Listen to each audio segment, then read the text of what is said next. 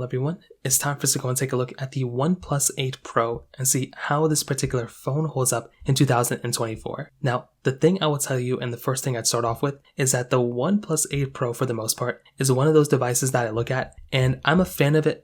I think these devices were very good when they first came out, but I would probably tell the average person nowadays that if you're planning on buying a phone and using it for many years, there might be better options, but still for a fairly cheap phone out there, I don't really think this is a terrible option, and you can do definitely worse than this thing, but I think probably for the cheapest option, you might be better off if you buy a device that might be a little bit better, that I recommend buying. So if you want to buy those phones, links will be down in the description below. You can get them from there and you can help support the channel at the same time. Now, starting off with the outside of the OnePlus 8 Pro, on the front of this particular phone, you are getting a very large 6.78-inch fluid AMOLED display. It's 1440p, and there are some very big highlights of this particular phone. Like for one, you're getting a very, very big display. This is something that a lot of people probably would look at and be very happy about. But on top of that, another big thing is that this particular phone is also going to be giving you a 120 Hz display as well. When you're going through and buying a phone like this, I think those are very big things that you'd love to have inside of a phone. And if I'm going through and buying a particular device, I love that about this particular device. Like I love that this phone has this beautiful display. It also is a hole punch display at that. And those are some very big things that I love about having a phone like this. And when I'm going through and buying a phone, I like the fact that these particular devices are giving you that type of capability because, OnePlus, although they're not perfect devices,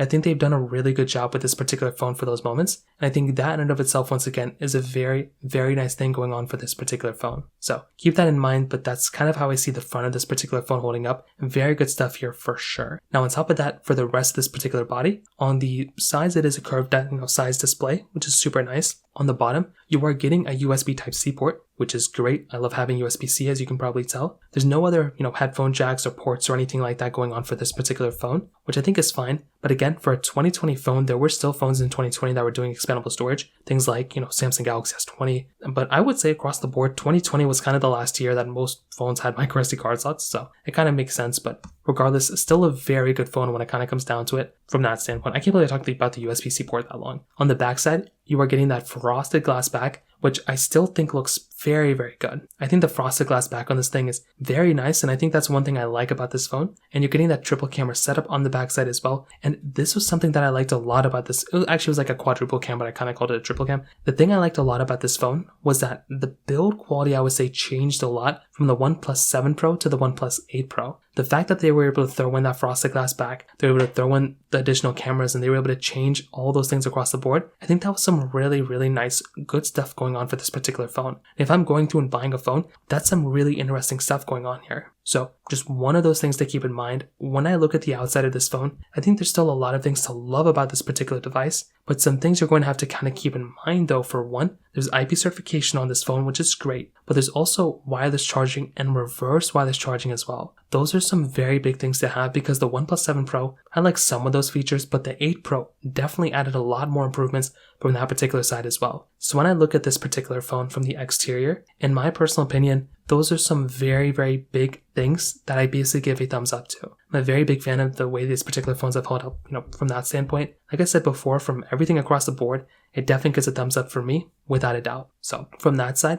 that kind of covers it up there. Now, from the camera side of things, this particular phone is essentially going to be giving you kind of like a quadruple camera setup on the outside. So again, I say kind of, it kind of is, but it's the standard, wide angle lens, the 48 megapixel wide angle lens, 8 megapixel telephoto lens, a 48 megapixel ultra wide camera, and then a 5 megapixel color filter camera. And you're getting a 16 megapixel camera on the front. The thing that's a little bit interesting with this particular lens is that on the back, you can film 4K at 60, which for the average person is kind of okay. Like you're totally okay doing 4K at 60 on the backside. And I think for the average person, that's totally okay. I do think if I'm going through and using a particular device, I like the fact that I can do film 4K at 60 on the back, like totally cool with that. The thing is though, on the front, you can only do 1080p video. Like I think that's actually pretty crazy. 1080p at 30 frames per second, you would expect to, have a better camera on this particular phone from that standpoint. And I do think this in and of itself is one of the big things that I look at on this particular phone. Like if you're going through and getting a device, you would expect it, I think, to do a little bit of a better job from that standpoint. And that's the only thing I kind of look at from this,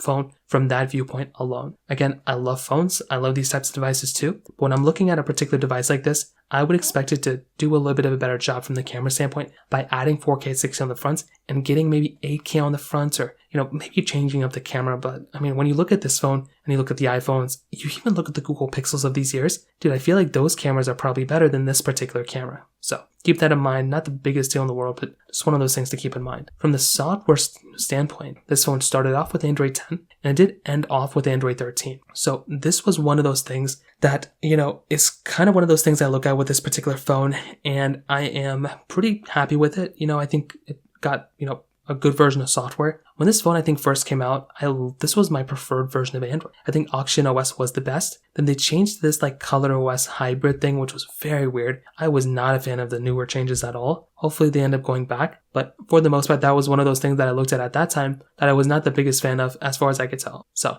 at that moment, that was kind of what I felt like for the moment. But I'll tell you, for the most part, as of right now, the software and everything, still good. Android 13 is not that outdated. We are on Android 14 officially, and we are on Android 15 in terms of the beta. So this thing is about 2 years old from that standpoint too. Again, not the biggest deal in the world. I keep saying that, but it's just one of those things to keep in mind from the standpoint. Just kind of keep that in the back of your head for the most part too. So from that side, that kind of covers it up there as well. Now, on top of that, from the performance side of things, this particular phone was basically giving you that Qualcomm Snapdragon 865 chipset inside with 8 or 12 gigabytes of RAM. So with this particular phone, this is another one of those things where I look at and I'm basically very, very, happy with the performance of this phone. The thing you have to keep in mind is that with this particular device, with the OnePlus 12 Pro, this is one of those devices that's essentially going to be matching the performance of the other devices. So if you're going to go through and buy something like the OnePlus, or if you're going to buy the Google Pixel of 2020, the Samsung Galaxy of 2020, any of those phones from that particular year, you're going to be matching the same type of performance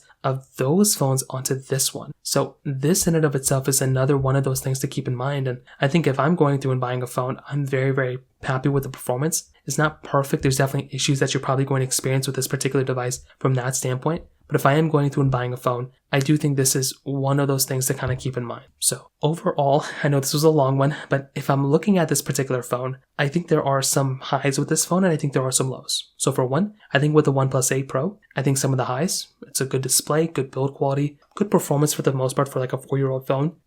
There's not really much to hate on it, I would say. But I would tell you the only thing that would kind of make me hesitate to recommend this phone to people is the fact that it is outdated with software. The fact that it is, you could probably get a phone that's going to be supported with software that might be giving you a better experience.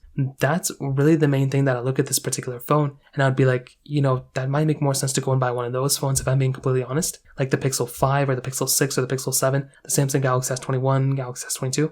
Those types of phones might be better. But again, at the end of the day, it's just one of those things to keep in mind that I'd recommend. So that kind of covers it up here. If you have any other thoughts or questions, please let me know in the comment section below. Hit the like button, that would mean so much, but definitely hit that subscribe button. More importantly than everything else, I love every single one of you guys. Hopefully I'll catch you guys in the next video. Peace out till then.